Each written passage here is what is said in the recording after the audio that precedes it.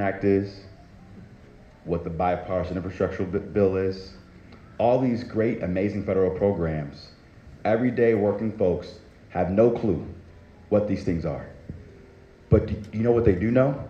They want safe drinking water, clean air to breathe, and good paying jobs.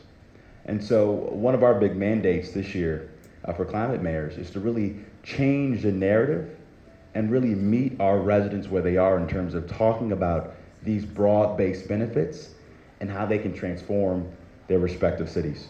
Now, we were at the U.S. Conference of Mayors event last summer in Columbus, and there was some research being done, and it said that a majority of Americans had no idea that the Inflation Reduction Act was focused on addressing climate change.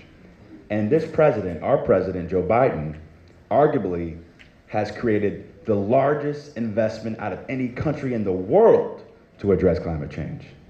We got to tell that story, and that'll be a big part of our work this year. The second thing we're focused on is also making sure that we have regional conversations about the distinct needs, challenges, and opportunities that we see in our respective cities, because what we have to get done in Cleveland is very different than what my brother mayor is doing in Jackson, Mississippi, Chokwe-Labamba, where a Republican governor and a Republican-led legislature are undermining his ability to get clean water into Jackson because it's a majority black city.